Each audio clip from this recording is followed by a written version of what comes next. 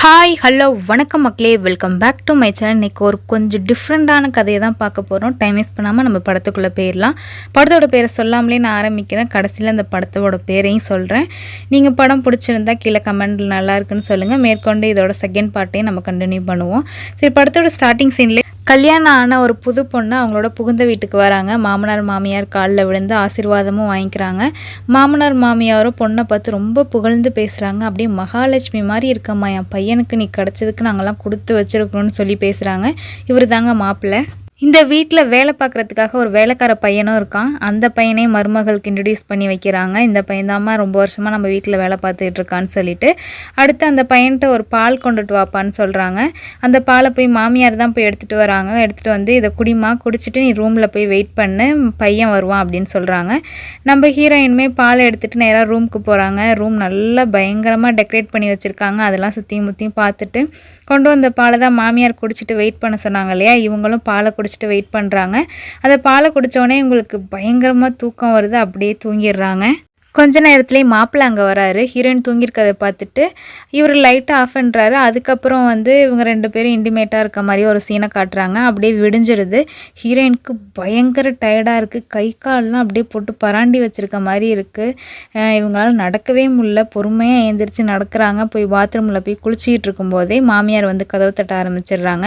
என்னம்மா விடிஞ்சிருச்சு, இன்னும் எழுந்திரிக்கலையான்னு சொல்ல, இவங்களும் குளிச்சுட்டு போய் கீழே போய் மாமியாரை பார்க்குறாங்க. கொஞ்சம் டயர்டாக இருந்துச்சு, அதனால தான் லேட்டாக ஆயிடுச்சு எந்திரிக்க அத்தை அப்படின்னு சொல்லவும், சரிம்மா பரவாயில்லன்னு சொல்கிறாங்க. அடுத்து நான் வந்துட்டேனே அத்தை, நீங்கள் ஏன் சமைக்கிறீங்க, இனிமேல் சமையல் வேலைலாம் நான் தான் பார்ப்பேன்னு சொல்லிட்டு இவங்க சமைக்க, மாமியாரும் மருமகள் ஆகா ஓகோன்னு புகழ்கிறாங்க.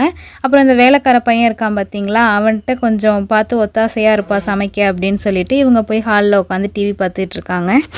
அந்த வேலைக்கார பையனோ ஹீரோயினோ ஒரு மாதிரியாக தப்பான கண்ணோட்டத்தோடு பார்க்குறான். அதுக்கப்புறம் அப்படியே சீனை கட் பண்ணால் சில நாட்கள் ஆகுது. இவங்களுக்கு கல்யாணம் ஆகி கிட்டத்தட்ட ஒரு வாரமே முடிஞ்சிருது.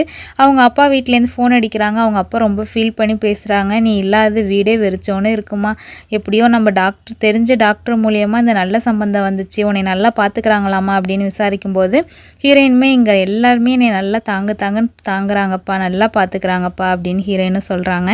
ஹீரோயினோட அப்பாவுக்குமே பயங்கர சந்தோஷம், பொண்ணு நல்லா சந்தோஷமாக இருக்காளேன்னு சொல்லிட்டு. அப்படியே சீனை கட் பண்ணால் ஹீரோ படுத்து தூங்கிட்டு இருக்காரு. ஹீரோயினும் ஆசையாக ஒரு கிஸ் கொடுக்குறாங்க. பக்கத்தில் பார்த்தா ஃபோன் அடிக்குது.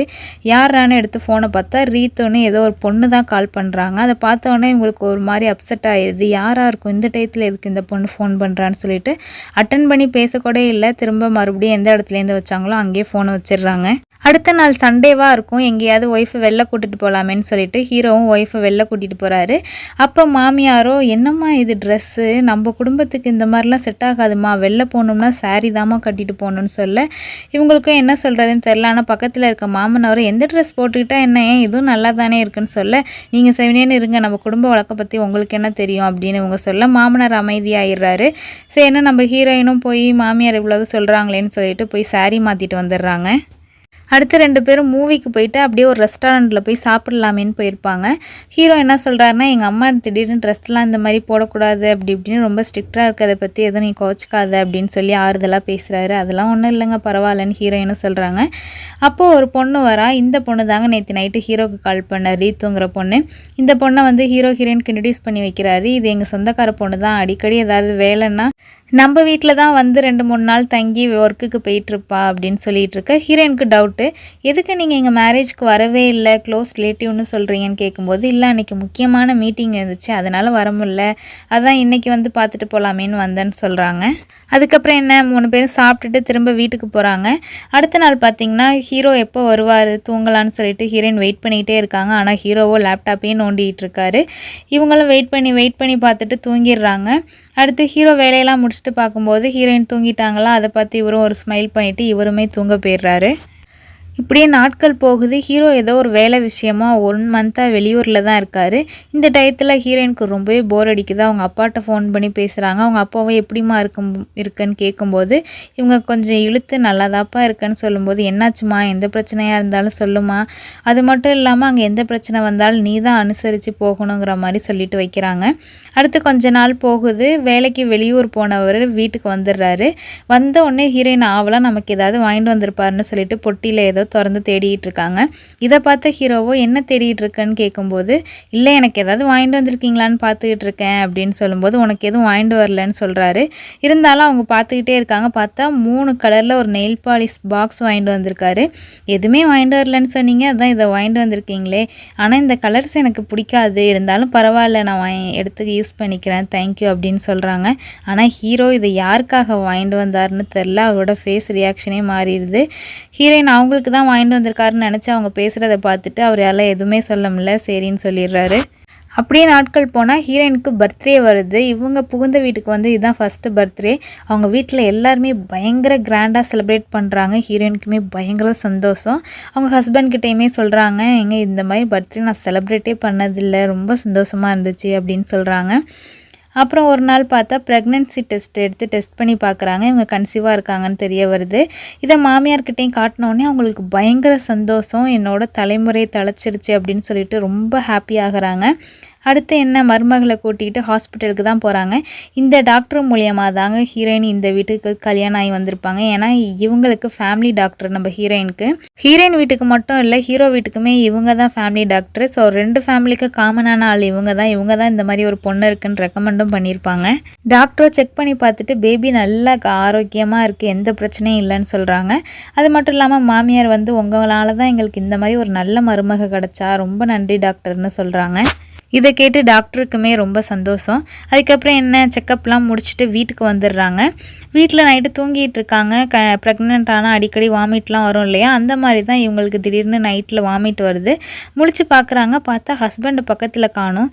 எங்கடா அவர் போயிருப்பாருன்னு சொல்லிட்டு ஏந்திரிச்சு பாத்ரூம்லாம் செக் பண்ணி பார்க்குறாங்க. பாத்ரூம்லேயும் ஆளை காணும். சரி கீழே எங்கேயாவது இருப்பாருன்னு சொல்லிட்டு இவங்களும் கீழே போயிட்டு அப்படியே தண்ணியும் குடிச்சிட்டு வந்துடலான்னு போய் பார்க்குறாங்க. தண்ணி குடிச்சிட்டு இருக்கும்போதே ஏதோ சவுண்டு கேட்குது. என்னடா இது சவுண்டு கேட்குதுன்னு சொல்லிட்டு சவுண்டு வர பக்கம் தேடி பார்த்தா ஒரு ரூம்குள்ளேருந்து தான் சவுண்டு வருது. இவங்களும் மெல்லமாக போய் அந்த ரூமை திறந்து பார்க்குறாங்க.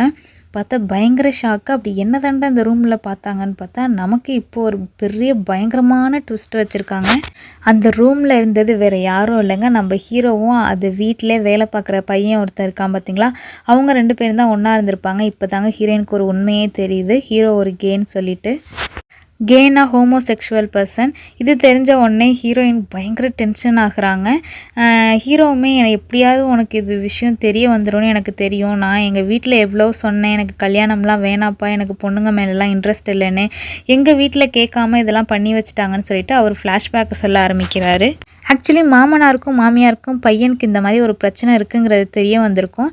இவங்களோட ஃபேமிலி சைடு பார்த்திங்கன்னா ஒரு தலைமுறைக்கு ஒரு வாரிசு தான் பிறக்கும். இப்படி இவங்களுக்கு இருக்க ஒரே பையனுக்கும் இந்த மாதிரி ஒரு பிரச்சனை இருக்கனால எங்களோட வம்சம் அடுத்த தலைமுறைக்கு போகாமே போயிருமோ சாமி அப்படின்னு சொல்லிட்டு ஒரு சாமியாரை பார்த்து குறி கேட்க வந்திருக்காங்க. இதுக்கு ஏதாவது பிரச்சனைக்கு பரிகாரம் இருக்கா, எப்படியாவது சரி பண்ண முடியுமான்னு சொல்லும்போது இந்த சாமியார் ஏதோ ஒரு பிரார்த்தனையை சொல்கிறாரு. பிரார்த்தனை இல்லாமல் ஒரு ஐடியாவையும் சேர்த்து வேற கொடுக்குறாரு. அதுக்கப்புறமா தான் இந்த பொண்ணை பார்த்து நம்ம ஹீரோக்கு கல்யாணம் பண்ணி கொடுத்துருப்பாங்க. அன்னைக்கு நைட்டு ஒரு நாள் இவங்க ஒரு பால் கொடுத்துருப்பாங்க பார்த்தீங்களா, ஹீரோயினோட ஃபர்ஸ்ட் நைட் அன்னைக்கு. அந்த பாலில் ஒரு பொடியை நம்ம மாமியார் தான் கலந்து கொடுத்துருப்பாங்க. அதை குடித்த உடனே இவங்களுக்கு பயங்கரமாக மயக்கம் வந்திருக்கும், படுத்து தூங்கியிருப்பாங்க. அது ஒரு மயக்க மருந்து தான். நைட் ஆனால் தான் ஹீரோ அந்த வீட்டு வேலை பார்க்குற பையனோட ஒன்றா கிளம்பிடுவார் இல்லையா, அந்த டயத்தில் மாமனார் போய் ஹீரோயினோட ஒன்றா இருந்திருப்பார். ஸோ இப்படி அதனால தான் ஹீரோயின் கன்சீவாக இருக்காங்கங்கிற உண்மை தெரிஞ்ச உடனே உங்களுக்கு அப்படியே என்ன சொல்கிறதுனே தெரியலை.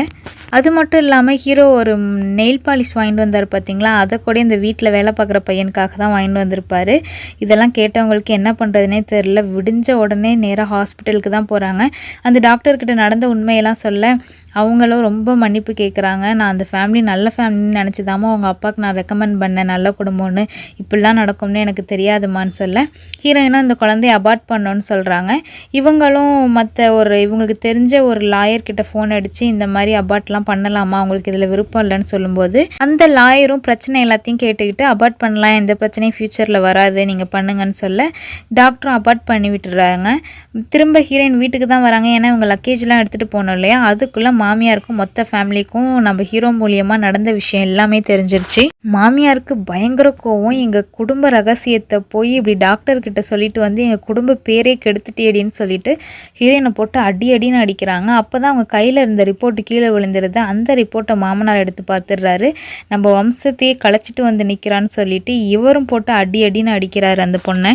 ஹீரோயினும் இவங்க 2 பேரையும் பயங்கரமாக திட்டுறாங்க. நீங்கள் 2 பேரும் சேர்ந்து உங்கள் பையனுக்கு என்னை கல்யாணம் பண்ணி வச்சு என் வாழ்க்கையே நீங்கள் கெடுத்துட்டீங்க, சீரழிச்சிட்டிங்கன்னு சொல்லிட்டு இவங்க அழுதுகிட்டே நேராக அவங்க ரூமுக்கு போயிடுறாங்க. இவங்க ரூமுக்கு போய் அவங்களோட திங்ஸ் எல்லாம் பேக் பண்ணிகிட்டு இருக்காங்க நம்ம ஹீரோயினை. அப்போ கீழே மாமனார் மாமியாரும் பேசுகிறத கேட்டுக்கிட்டே தான் இருக்காங்க. மாமனார் மாமியார் என்ன சொல்கிறாங்கன்னா, இவ போனால் போட்டும், இவளுக்கு டிவோர்ஸை கொடுத்துட்டு நம்ம வேறு பொண்ணை நம்ம பையனுக்கு கல்யாணம் பண்ணி வச்சிடலாம் அப்படின்னு பேசிக்கிட்டு இருக்கிறது. அப்படி இவங்க பேசிக்கிட்டு இருக்கிறத ஹீரோயின் கேட்குறாங்க. ஆக்சுவலி எந்த பிரச்சனையும் பண்ணாமல் போய் கேஸ் போட்டுடலாம், டிவோர்ஸ் வாங்கிக்கலாங்கிற ஒரு எண்ணத்தோடு தான் இவங்க வந்து திங்ஸ் எல்லாம் பேக் பண்ணிக்கிட்டு இருந்திருப்பாங்க. இவங்க பேசினதை கேட்டோன்னே இவங்களுக்கு செம்ம கோவம் வரும். அந்த நேரம்னு பார்த்து இவங்க பேக்கில் ஒரு கன்று வந்திருக்கும். இந்த கன்று எப்படி வந்துச்சுங்கிறதுக்கு இன்னொரு பெரிய கதை இருக்குது, அதை அடுத்த பாட்டில் சொல்கிறேன். அந்த கன்னை எடுத்துகிட்டு இவங்க திங்ஸ்லாம் பேக் பண்ணிவிட்டு கீழே வராங்க. ஸோ இவங்க தான் அடுத்து வேறு பொண்ணை கல்யாணம் பண்ணி வைக்கலான்னு பிளான் பண்ணிட்டாங்க இல்லையா. இதில் அவங்களுக்கு பயங்கர கோவம், நீங்கள் திருந்துற ஜென்ம மாதிரியே தெரியல அப்படின்னு சொல்லிட்டு மாமனாரையும் மாமியாரையும் பார்த்து சுட்டு கொன்னுடுறாங்க. அது மட்டும் இல்லாமல் மாமனாரை பயங்கரமாக திட்டிட்டு தான் கடைசியாக தான் சுட்டு கொள்கிறாங்க. என்னை மருமகளாகவும் பார்க்கல, மகளாகவும் பார்க்கல, எப்படி என் கூடயே வந்து நீ ஒன்றா இருந்தேன்னு சொல்லிட்டு மாமனாரையும் சுட்டு கொன்னுடுறாங்க. அடுத்து மாமியார்கிட்ட நான் அவராதே மாமான்னு தான் கூப்பிட்டேன், உன்னை அம்மான்னு தானே கூப்பிட்டேன், உனக்கு எப்படி இது பண்ண மனசு வந்துச்சுன்னு சொல்லிட்டு மாமியாரையும் சுட்டுடுறாங்க. அடுத்து ஹீரோ எந்த தப்பும் பண்ணல. அவர் தான் பேரண்ட்ஸ் கிட்ட நான் எனக்கு இந்த மாதிரி பிரச்சனை இருக்குது, எனக்கு கல்யாணம்லாம் வேணான்னு சொல்லியிருப்பாரு. ஆனால் இதை மறைச்சி இவங்க தான் கல்யாணம் பண்ணி வச்சுருப்பாங்க. அதனால் இவங்க 2 பேரை மட்டும் சுட்டு கொண்டுட்டு அவங்கள எதுவும் பண்ணாமல் ஹீரோயின் அந்த கன்னை எடுத்துகிட்டு கிளம்பி போயிடுறாங்க. இதோட இந்த படமும் முடியுது. இந்த படத்தோட பேர் once upon a time in Madras. Thank you friends.